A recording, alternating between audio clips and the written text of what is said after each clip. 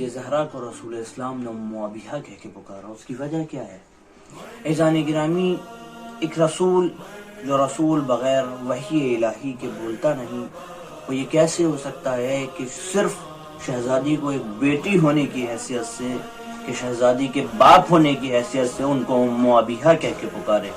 یہ نہیں ہو سکتا ہے کہ اس کی وجہ یہ ہے کہ رسول اسلام نے شہزادی کو ام ابیہا صرف اس لیے نہیں کہا ہے کہ رسول اسلام کی بیٹی ہے۔ نہیں عزیزو، ایسا نہیں ہے، اس کے پیچھے سبب ہے۔ اس کا سبب یہ شہزادی نے کا خود کوشش و کاوش و تلاش کا ذریعہ تھا کہ جس کے بعد شہزادی اس مقام پہ پہنچی کہ رسول اسلام کو ام ابیہا کہتے لگا۔ چاہے آپ شیب ابی طالب کا دیکھیں، شیب ابی طالب میں وہ سخت زندگی جو شہزادی نے گزاری کہ اقتصادی پابندی بھی اور معاشی پابندی بھی ان کے اوپر تھی، لیکن ایسے عالم میں تاریخ میں نہیں ملتا شہزادی نے اس چیز کو مانگا ہو۔ لیکن آپ دیکھیں، جب رسول اسلام کو ایک ہی وقت میں کم عرصے کے درمیان 2 صدمے سہنے پڑے، جناب ختیجہ اس دنیا سے رخصت ہو گئی، جناب ابو طالب بھی اس دنیا سے رخصت ہو گئے، رسول اسلام کو بہت غم تھا جناب ابو طالب کے اس دنیا سے جانے کا اور شہزادی ختیجہ کے اس دنیا سے جانے کا۔ اسی عالم میں شہزادی نے رسول اسلام کے جمے ہوئے چہرے پر، رسول اسلام کے چہرے پر جمے ہوئی غم کی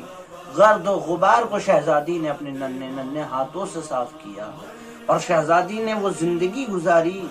اس طرح سے رسول اسلام کے ساتھ رہیں، اس طرح سے علی مرتضیٰ کے ساتھ رہیں۔ اگر رسول اسلام کے ساتھ کی بات کی جائے تو رسول اسلام جب محاذ جنگ سے واپس آتے تو شہزادی ان کے چہرے پہ جمے ہوئے خون کو صاف کیا کرتی تھی، اور شادی کے بعد علی مرتضیٰ کے ساتھ اس طرح سے انہوں نے زندگی بسر کی۔ شہزادی خاتون کی حیثیت سے زندگی بسر کرتی تھی، لیکن شہزادی کی اگر زندگی کو دیکھا جائے تو شہزادی نے اپنی زندگی ایک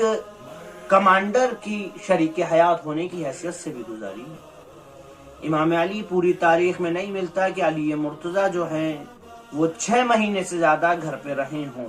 6 مہینے کے درمیان امام علی جو تھے وہ محاذ جنگ پہ جاتے تھے، لیکن شہزادی کی بچوں کی پرورش میں یا کسی اور چیز میں یہ نہیں ملتا کہ شہزادی نے یہ کہا ہو کہ علی مرتضیٰ نہیں تھے تو یہ نہیں، بلکہ شہزادی نے بچوں کی اس طرح سے پرورش کی، رسول اسلام انہیں اپنا بیٹا کہتے نظر آئے، اور